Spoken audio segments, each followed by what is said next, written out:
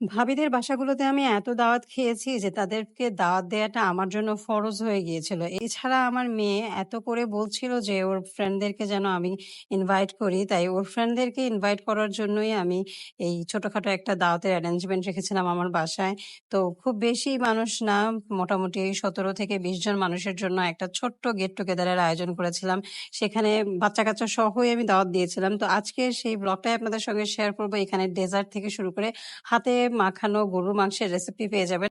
অনেক রান্নাবান্না যখন আমার থাকে তখন আমি এভাবে হাতে মাখিয়ে গরুর মাংস রান্না করি। ট্রাস্ট মি, এটা খেতে কিন্তু বেশ ভালোই হয়। তো আমি এখানে ৩ কেজির মতো গরুর মাংস নিয়ে নিয়েছি এবং তার মধ্যে দিয়ে দিয়েছি ১০ টার মতো এলাচ, ৪-৫ টা দারচিনি, প্রায় ১০ টার মতো লং এবং কিছু গোলমরিচ গুঁড়ো। তারপর দিলাম ২ টেবিল চামচ মরিচ গুঁড়ো, তারপর ১ টেবিল চামচ করে ধনে, জিরা এবং হলুদের গুঁড়ো। সাথে দিয়ে দিলাম আমি একটু বেশি করে রাঁধুনির যে গরুর মাংসের মসলা আছে সেটা প্রায় ৩-৪ টেবিল চামচের মতো, এবং তারপর দিয়ে দিলাম বেশি করে প্রায় হাফ কাপের মতো এখানে সরিষার তেল আর লবণ দিয়ে দিলাম। তারপর প্রায় ২ কাপের মতো পেঁয়াজ কুচি দিয়ে বেশ ভালো মতো হাতে কচলে, কচলে মাখিয়ে নিলাম। এটা বেশ সময় নিয়ে প্রায় ৪-৫ মিনিট সময় নিয়ে ভালো মতো কচলিয়ে, কচলিয়ে পেঁয়াজটা নরম হয়ে যাওয়া পর্যন্ত মাখাতে হবে। তারপর একটু সামান্য পানি দিয়ে চুলার মধ্যে বসিয়ে দিলাম। এখন কিন্তু খুব সুন্দর মতো এটা থেকে সামান্য একটু পানি এসে মসলা-টসলা সহ গরুর মাংস সব আস্তে, আস্তে একদম নরমাল তাপে সুন্দর মতো কষে যাবে। তো আমি এই পর্যায়ে একটু টমেটো সসও দিয়ে দিলাম যাতে কালারটা খুব সুন্দর হয় আর এটার মাংসের ফ্লেভারটাও খুব মানে চমৎকার হয় খেতে। আপনারা চাইলে এখানে ফ্রেশ টমেটোও দিতে পারেন। তবে টমেটো সস দিলে কিন্তু মাংসের রান্নাটা বেশ ভালোও হয়। তো আমি তারপরে যখন মাংস বেশ ভালো মতো কষে গেল তখন আমি প্রয়োজন অনুযায়ী ঝোল যেরকম রাখবো সেই অনুযায়ী পানি দিলাম, আলু দিয়ে দিলাম। আলু দিয়ে দিলাম একটু পরে, কারণ আমি আলুটা আগে দিলে আলুটা হয়তো গলে যেত। আলুটা আমি চাচ্ছিলাম যে একটু আস্তে, আস্তে থাকুক, কারণ আমি অনেকটা সময় মাংসটা রেখে দিব সেদ্ধ করার জন্য। আমি মাংসটা একটু নরম করতে চাচ্ছিলাম। এর মধ্যে আমি আবার করলাম কি, যে মাংসটা যখন মোটামুটি হয়ে আসলো তখন আমি আমার যে ডেজার্ট বানাবো তার জন্য পুডিং তো বানানোর জন্য ঘন দুধ লাগবে। আমি দুধটা ঘন করার জন্য বসিয়ে রেখেছিলাম।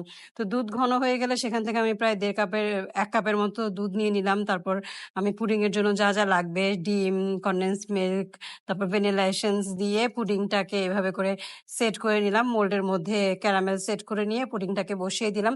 পুডিং এর পুরো ডিটেইলস রেসিপি আমার এর আগের একটা ভ্লগ আছে, সেখানে আমি দেখিয়েছি ঠিকঠাক মতো। আপনারা যদি কেউ পুডিং এর রেসিপি চান সেখান থেকে দেখে নিতে পারেন। তো এর মধ্যে আমি বাচ্চাদেরকে স্কুল থেকে নিয়ে এসেছি। এসে ওদেরকে গোসল করিয়ে খাওয়া-দাওয়া করিয়ে দিলাম। তার আগে আমি পুডিং বসিয়ে দিয়েছিলাম। তো আর বাচ্চারা খাওয়া-দাওয়া সারতে, সারতে বিকেল হতে, হতে আমার পুডিংটাও হয়ে গেল। প্রায় ৪০ থেকে ৫০ মিনিটের মতো সময় লাগে পুডিং হতে। এটা কিন্তু চুলার জালের উপর নির্ভর করে। তো আমি মোটামুটি একটু কফি-টফি খেয়ে নিলাম। তারপরে আমার একটা পার্সেলও চলে আসলো। তেমন কিছু না। খুব ছোটখাটো কয়েকটা জিনিস অর্ডার করেছিলাম। হঠাৎ করে দেখি সেগুলো চলে আসলো। তো এই জিনিসগুলো যদি আগে আসতো ভালো হতো। আমার এই যে ডিম ফেটানোর জন্য এই জিনিসটা আমি অর্ডার করেছিলাম। এটা দিয়ে কফিও আ কি করা যাবে, ফোম করা যাবে বা ডিম বিট করা যাবে। তো এটাও দেখলাম যে চলে আসছে। তো যাই হোক, আমি মোটামুটি এখন আরবি পড়তে যাওয়ার জন্য রেডি ছিলাম। কিন্তু আজকে আমি তেমন কোনো রান্নাবান্না করি নাই। আরবি পড়া থেকে এসে দেখি আমার ছেলে খুব অসুস্থ হয়ে গেল। ওর একটু কেমন জানি বমি, বমি লাগছে বলছিল। তারপরে লুজ মোশনও হচ্ছিল বলছিল। তো সাথে, সাথেই আমি স্যালাইন বানিয়ে ওকে খাওয়ানো শুরু করে দিলাম। আলহামদুলিল্লাহ যে তেমন কোনো কিছু হয়নি। স্যালাইন বানিয়ে খাওয়ানোর কারণে ও মোটামুটি রাতের মধ্যেই এবং পরের দিন সকালের মধ্যেই সুস্থ হয়ে গিয়েছিল যদিও। তো ভয়ে ছিলাম যদিও। আর এদিকে দেখেন আমার রান্নাঘরের অবস্থা কি হচ্ছিল। আমি মোটামুটি পরের প্রিপারেশন নেয়ার জন্য রেডি হয়ে গিয়েছিলাম। রাতের বেলা স্বচ্ছকে ঠিকঠাক মতো স্যালাইন-ট্যালাইন খাইয়ে এদিকে আমি যেহেতু দুপুরবেলা খাই নাই, আমি গরমের মধ্যে দুপুরবেলা খেতে পারি না। রাতে একটু রুটি আর রোস্ট আগে থেকে যেগুলো আমাদের বাসায় ছিল, সেই রোস্ট দিয়ে একটু খেয়ে নিয়েছিলাম। তারপরে চলে আসলাম সেমাই শিরখুরমা রান্না করব বলে। শিরখুরমার রেসিপিটাও আমার চ্যানেলে আগে মানে আমার পেজে আগেই দেয়া আছে।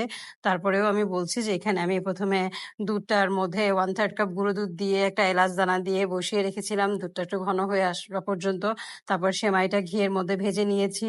আর এইদিকে আমি বাদাম, কিশমিশ, তারপরে একটু ৪-৫ টা খেজুর কুচি করে কেটে নিয়েছিলাম। সেগুলো ভেজে উঠিয়ে রেখেছিলাম। সেখান থেকে অর্ধেক দিয়ে সেমাইয়ের সঙ্গে, দুধের সঙ্গে একসাথে মিক্স করে নিলাম। সামান্য চিনি দিয়েছিলাম, যতটুকু মিষ্টির প্রয়োজন। খেজুর কিন্তু এমনিতেই মিষ্টি, তাই চিনির পরিমাণটা বুঝে দিতে হবে। তারপর উপর দিয়ে বাকি যে বাদামগুলো আছে সেগুলো দিয়ে গার্নিশ করে দিলাম। আরেকটা ডেজার্ট বানানো আমার হয়ে গেল। চলে আসলাম তার পরবর্তী ডেজার্ট বানানোর জন্য। তো নেক্সট ডেজার্ট হচ্ছে আমার কাস্টার্ড, মানে ফ্রুট কাস্টার্ড বানাবো। তো ফ্রুট কাস্টার্ড বানানোর জন্য আমি প্রথমেই কাস্টার্ডটা একটু গুলিয়ে কাস্টার্ড পাউডারটা একটু দুধের সঙ্গে গুলিয়ে নিয়েছিলাম।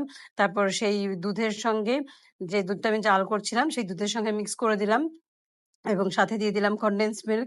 মিষ্টির পরিমাণটা এখানে বুঝে শুনে দিতে হবে, কারণ ফ্রুটস গুলো যদি বেশি মিষ্টি হয় তাহলে মিষ্টিটা একটু কম দিলেও হবে।